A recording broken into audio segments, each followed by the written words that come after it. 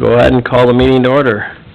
Everybody get a chance to look at the minutes of the previous meeting? If there's no discussion, I take a motion to approve. Have a motion, do we have a second? Second. All in favor? Aye. Opposed? Financial report, Ian got that out today. Is there any questions for Ian on that?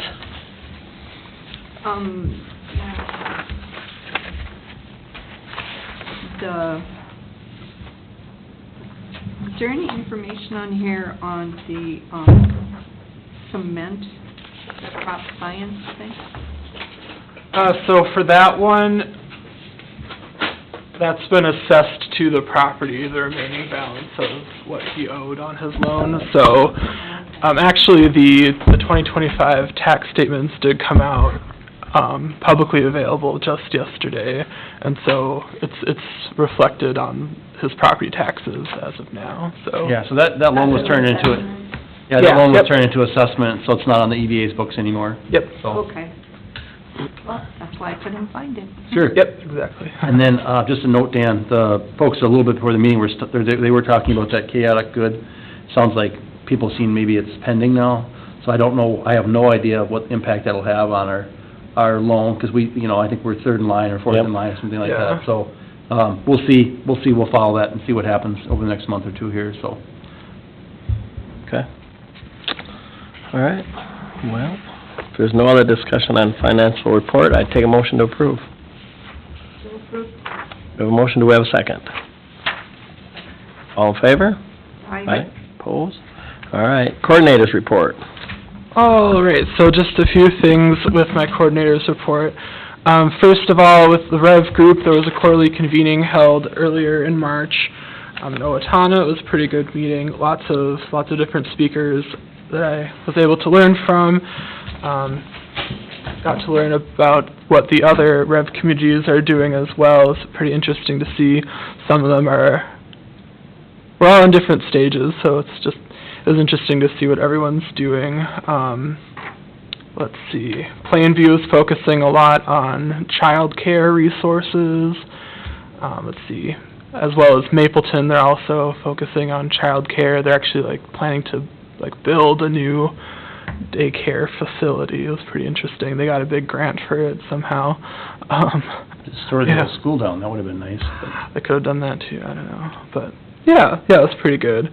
Also with Rev, let's see, at our last meeting we picked some dates to have the workshop series, so I wrote them all down there. So starting June 11th, and then every other week, 4 or 5 times, depending upon if we get the 5th one to be a marketing session. I'm hoping we do get that one. I think there's some room in the budget for it, but we still have to confirm that for sure. Next up with that, we have to figure out the registration process, how that's going to work, and once we get that figured out, everyone will be able to get all the information and be able to sign up for it. So that's that. And then what's that first one in June going to be? That one will be the business plan development. Okay.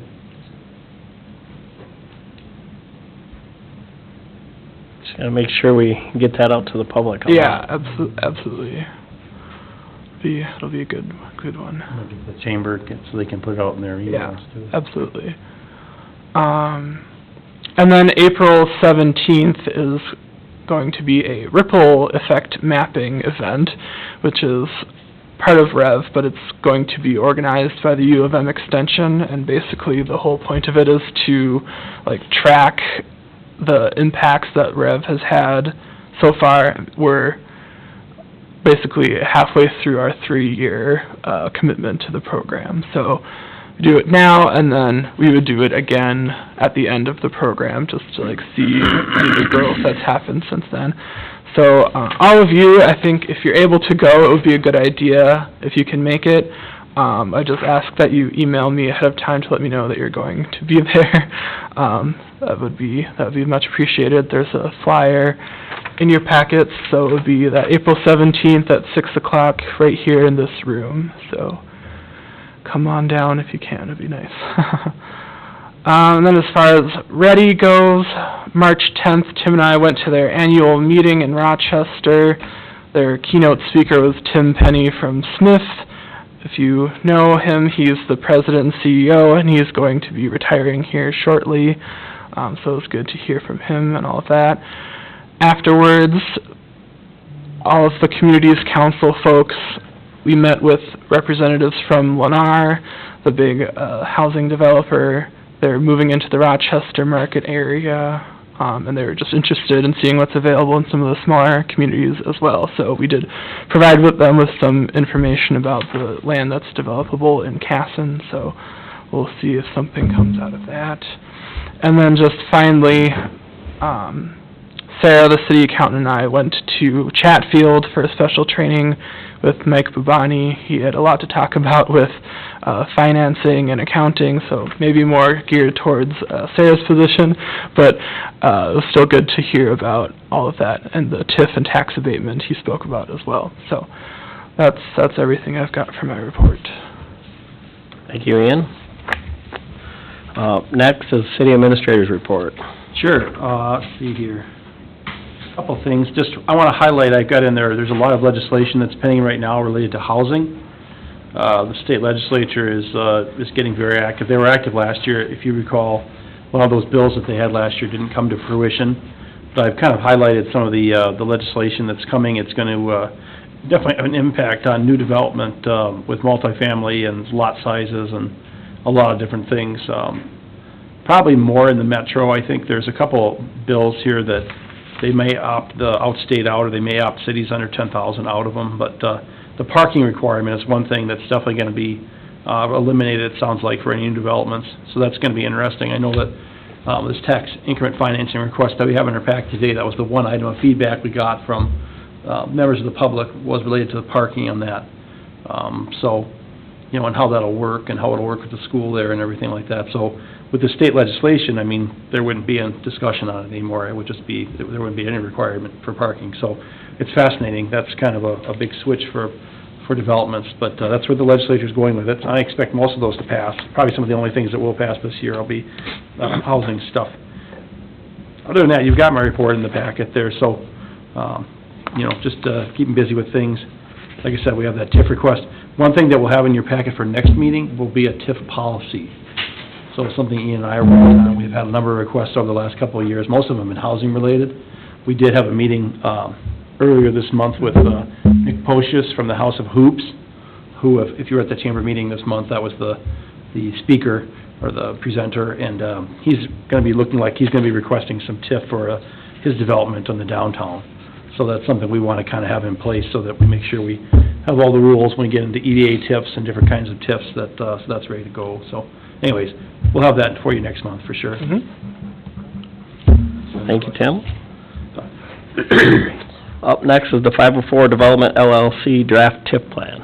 All right, so if you'll remember back at our February meeting, the 504 Development folks did come and present their TIF request for their proposed apartment project up by the school.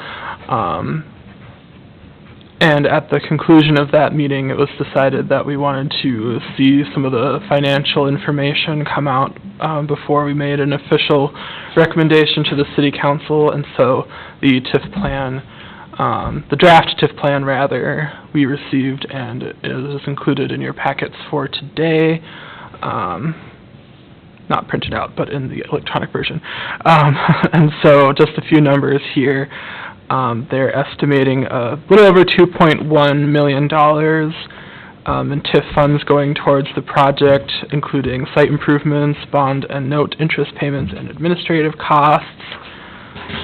Let's see, that's the important piece there. It would be, since it's a housing one, it would be like a 26-year TIF. They only requested. But they only requested, was it 13 years, 12 years, 13 years? Just as traditionally has been done, we set up the plan for the full amount that it could be, but we can always do less. We can always end the TIF early,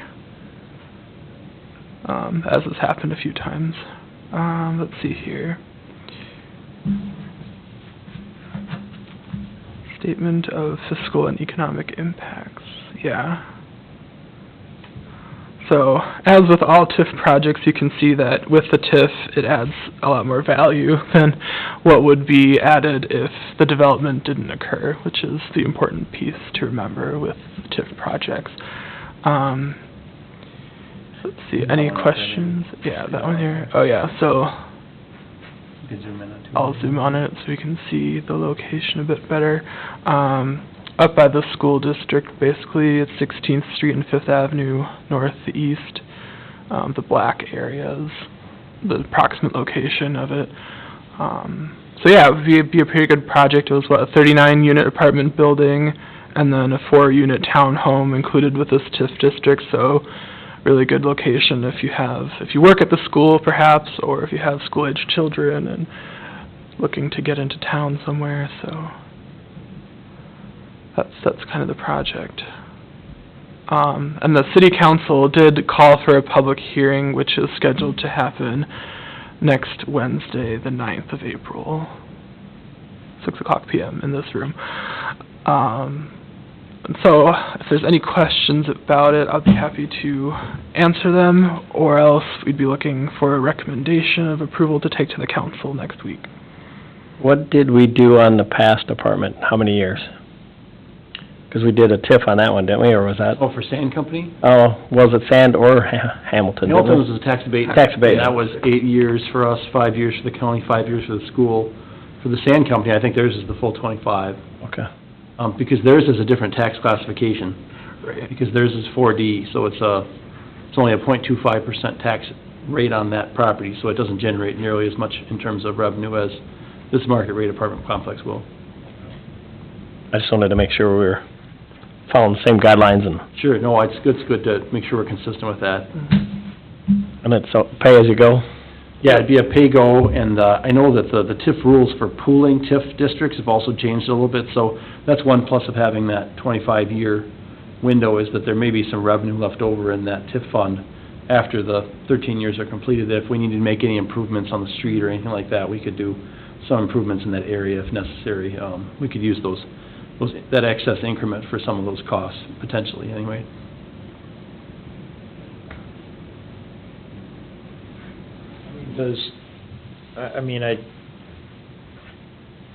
Seems, I think, fairly in line with what we've been doing, as of late. And I think in the current financial environment, I believe them when I think this would meet the but-for test of, I don't think it would work without this TIF request. But, does staff have any reservations or concerns about the proposed plan? I don't have any concerns about the financial part of the planning. I think there's still some concerns, I know the council still has some concerns on the site development. And, I know that Bob Hayes from the school was who contacted us most recently about parking and things like that. So, Mark Matuska didn't have any concerns when he was here. Bob may have had those, and Mark may not have agreed with him. But since they're in this kind of gap right now, I think Bob spoke up instead of having the superintendent, speak up. So, and that is something the council will have to talk about a little bit at that public hearing, probably. Well, there is ways of changing our parking on Fifth. We can. Well, sure. We could easily just do no parking on that side of the street. I'd say both sides of that street, Well, but we sure. can. That's something we can discuss. Those But are that's things that we options. could do if we felt like it was necessary. Yeah. I think especially if we saw that people were consistently parking on the street, and then we're clogging it up during the school, or you could even do like a no parking during school times, from like they do on 16th. Yeah, like 7 a.m. to whatever. 4 p.m. Yeah, something like that.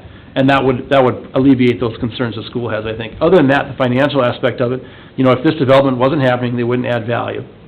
So it adds value. In the fullness of time for the community, it adds tax base, because once this TIF expires, that tax base will come on the regular tax rolls. It'll mean that the property taxes are a little bit less for anyone else who owns a single-family home or whatever. It's a tool that we have, and it's one of the only tools we have. And if it doesn't get built, or if it doesn't get finished, or whatever problem there is, they won't get the increment. So to me, I think it's kind of it's kind of a plus for us in terms of, we're delaying our gratification a little bit in terms of not getting those taxes, and we do know that this may be one of the last big apartment complexes for a little while. The housing study that we're helping to pay for with the county, I expect that to come out in early summer, probably June or July. And at that time, they're gonna tell us what they think is a good guess on the number of units we need in the different classes of housing. And I'm very interested to see that, because we have had Hamilton Sand Company sounds like they're pretty much on track, for maybe early fall leasing. This unit, I think, when Mr. Jewish was here, I don't remember what he said for a date, but I would imagine early next spring, probably, they'll have it for leasing if they get, if they really get on it this fall. And he's got some good partners, some local partners, which is a plus. We see like A&A and some of those folks investing in it. That to me is a win. Like I said, that housing study, I think that the council's perspective has been, this may be one of our last projects that we really look at for TIF for housing. It may be more moving back towards the EDA side of it more. Like, we're hoping that the population increase that Casson is going to drive some of that growth that we've seen in the commercial market. Casson's a little strange because we have, 7,200 people or whatever, 7,300 people growing fast, but you don't necessarily see all the commercial opportunities that you might, like Waseca, but the reason is that Waseca built that all back in the 1960s, and they've been shrinking ever since. But they already had it. And, once you already have it, then it's a little easier to maintain. Here, we were a lot smaller, and now we're trying to get the restaurants and the other things. So that is, I think that's kind of the impetus here, so.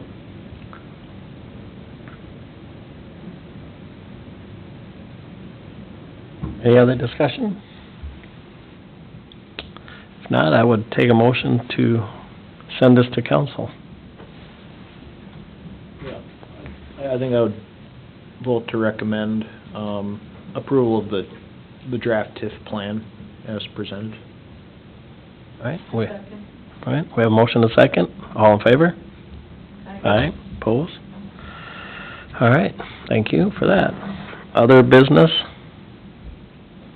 Well, I did want to let you know, so the county is looking at approving their last piece of their cannabis ordinance, and we're going to have our own local one, because we're going to handle registration here, but it can't be any less restrictive than the counties. So it's going to be very difficult with the county's policy for there to be a cannabis business in Casson. There's really only one or two sites that we've seen that would actually fit, because even this most recent one they have is a low potency. So folks like Quick Trip that are selling the gummies or the liquor store, they're requiring that you have to be at least 1,000 feet away from a school, church, any other seller of the product, which means that it just sort of really boxes out anybody new. So just so you know that we may not see a lot out of that, just because they are being very restrictive on that, and we can't go less restrictive than the county. So I think that was it. There was one other thing, wasn't there? What was I going to bring up? I look at him, he's supposed to tell me what I was thinking here 5 minutes ago. But I was going to ask Kat, have you heard, now I heard the grant, they got a grant for the school roof. Oh, Yeah. Have you heard anything more on that project at all? No? There is a new developer looking at it. She's currently finishing up a school in Sandstone, Minnesota. And so she's going to come down and look in May to see her thoughts. She did the jail in Duluth and redid that. Oh, yeah. So she knows what she's doing and Well, that's good. working on, knows how to get the funding and that type of thing. So there's been a lot of communications. We're just waiting for May to come. And I know, so that was a project that there was already a TIF district that was authorized potentially for that site. Just so you're aware of that if that does come to fruition, the council had authorized that a couple of years ago. So we haven't seen any movement on it, but I think that's all I've got. So, like I said, next month we would have the TIF policy. We'll have a follow-up on the work plan, for the 3-year work plan, and then anything else that comes up. Yep. Okay. I guess, with that, I'll take a motion to adjourn.